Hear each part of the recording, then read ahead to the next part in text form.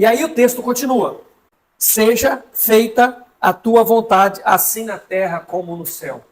É muito forte esse. Seja feita a tua vontade, assim na terra como no céu. Ou seja, a vontade dele já é estabelecida e já é feita em algum lugar. E aí o texto diz que é no céu. Ou seja, no céu, na eternidade, a vontade de Deus já é feita soberana. Aquilo que sai da boca de Deus é feito. Inclusive, os céus e a terra foram criados a partir da vontade dele. Então, neste lugar já é feito. Então, o interessante é que tudo que Deus nos ordena, tudo aquilo que Deus propõe, Jesus Cristo propõe, é uma realidade visível de algo que já foi invisível. E Hebreus fala isso. Hebreus diz que o que nós vemos hoje, ou aquilo que ele quer nos mostrar, é uma realidade futura de algo que é mostrado apenas em sombra, a partir da antiga aliança. Então ele vem falando, olha, existe o que vocês estão vendo aí, o que vocês precisam acessar, fazendo a vontade de Deus, existe algo que já é perfeito, e vocês precisam entender isso, porque a vontade dele já é feita na eternidade. E a partir do momento que eu entendo e que eu visualizo isso, através das Escrituras Sagradas, que a Bíblia revela que a vontade de Deus é feita, eu preciso me submeter a essa vontade, caminhar em cima dessa vontade, e então começar a manifestar o reino dos céus a partir do momento em que eu começo a viver a vontade de Deus na terra. E fazer a vontade do Senhor, eu amo ensinar isso, porque nós só vamos alcançar e saber o que fazer, o que é a vontade do Senhor, é no secreto, é no aposento. Sim, porque esse texto trata exatamente de um tempo de secreto. É um tempo de secreto, porque os discípulos, quando vendo Jesus se retirando para o monte, saindo todos os dias, e a palavra diz que ele saía 3 vezes ao dia, no decorrer das 24 horas, ele se retirava por 3 vezes a orar. Uau!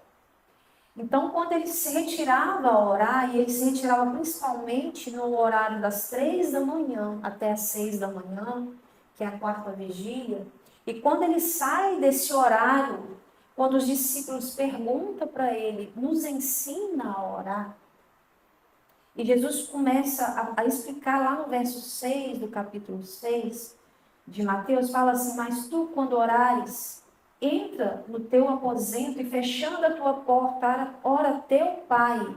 Ou seja, nós temos um Pai, que é a principal ensino que o Pai Nosso quer nos ensinar aqui, é ele falando que nós temos um Pai. Então ele fala bem, e fechando a tua porta, ora teu Pai que está em secreto. Uau.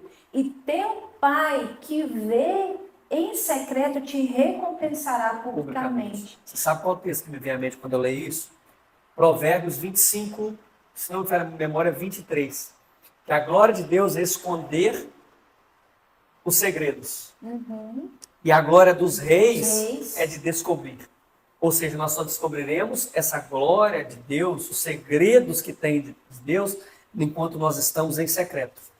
Então, quando Jesus saía nesse momento do secreto dele, é aquilo que ele ouvia do Pai, o que ele teria que fazer durante aquele dia. Então, Jesus ele não dava nem um passo como homem, sem pedir primeiro a direção do Pai. Uau.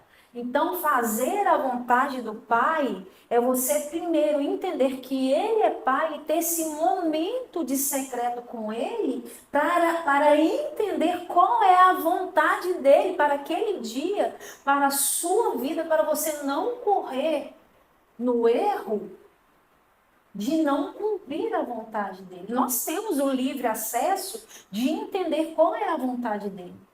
Mas muitas das vezes nós estamos perdidos pelo caminho porque nós não nos retiramos para ouvir e entender o que Ele quer para nossas vidas. Existem riquezas insondáveis, literalmente seja feita a tua vontade, porque existem riquezas insondáveis de Deus para ser revelada para nós.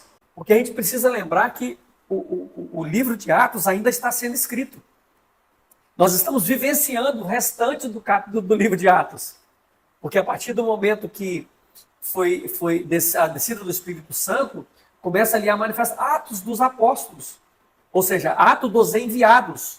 E nós somos enviados de Deus. Nós temos o envio dele. Ide por todo mundo, pregar o evangelho a toda criatura e por aí vai. Então, enquanto homens e mulheres de Deus que precisamos manifestar o reino dos céus e precisamos fazer a vontade dele, nós precisamos de acessar, antes de fazer qualquer coisa, acessar essas riquezas insondáveis de Deus através do nosso tempo de secreto. Correto? Sim.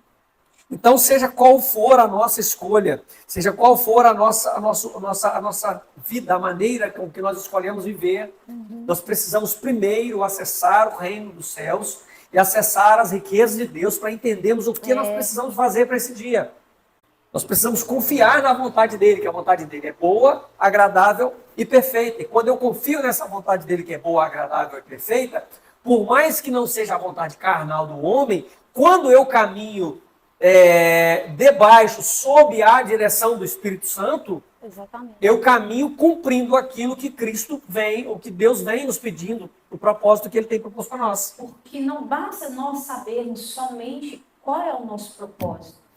Jesus, ele sabia para que ele veio, por que ele se humilhou ao ponto de se tornar um homem. Então tinha um propósito. Que finalidade era isso? Dele se humilhar e tornar em forma de homem. Ou seja, era salvar a humanidade. Salvar como? Ele precisaria de morrer na cruz.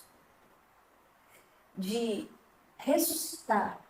E ser assunto ao céu. Tomar o livro.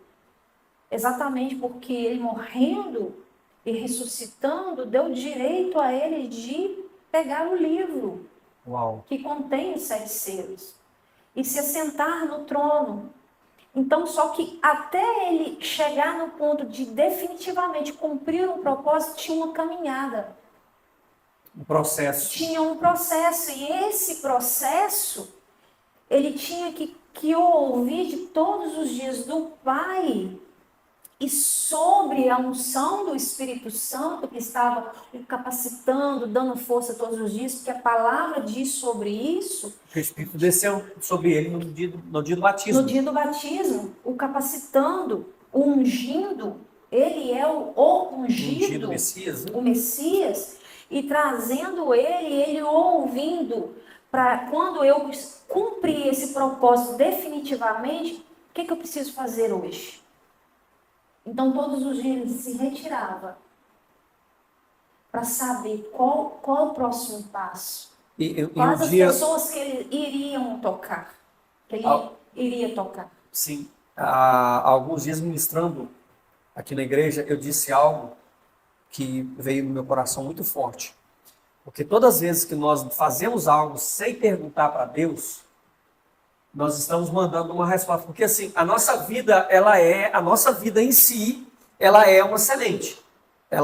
Nós somos cartas vivas.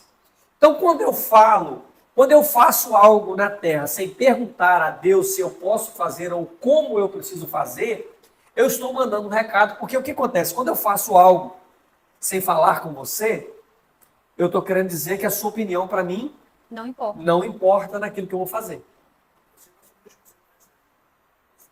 No mundo espiritual não é diferente. Estamos assumindo a responsabilidade.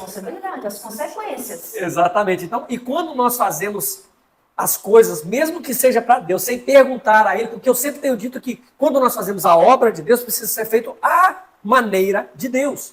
Eu não posso fazer a obra de Deus da maneira que eu acho que eu preciso fazer. E é isso que Jesus fazia. Jesus não fazia, ele dizia o seguinte: o que eu falo para vocês, eu falo porque eu escutei do Pai. E em várias caminhadas dele, ele dizia: eu estou fazendo porque eu escutei do meu Pai. Então, quando nós fazemos algo sem pedir a Deus uma opinião, Deus, o que o senhor acha que eu estou querendo fazer isso? O meu coração deseja fazer isso. O meu coração está alinhado com o seu coração. Então, quando nós fazemos as coisas de Deus e não perguntamos para Ele, isso quer dizer que nós queremos fazer algo, mas nós não queremos a opinião dele. Só que é aí que existe a grande problema, que a responsabilidade é nossa. Nesse sentido, a gente se tornou maduro demais. Meu Deus. Porque a palavra do Senhor diz que a gente precisa ser igual a criança, aquela que depende Totalmente do Pai. totalmente do Pai, de saber qual é a vontade do Pai, qual é o próximo passo a dar, o que fazer. Então, quando nós não pedimos mais a opinião dele, é porque nós nos tornamos maduros, Independentes. independentes. Meu Deus. Que Deus não nos deixe estar independentes dele. Nós precisamos ser totalmente dependentes do Espírito Santo. Porque é ele que nos guia por toda a verdade.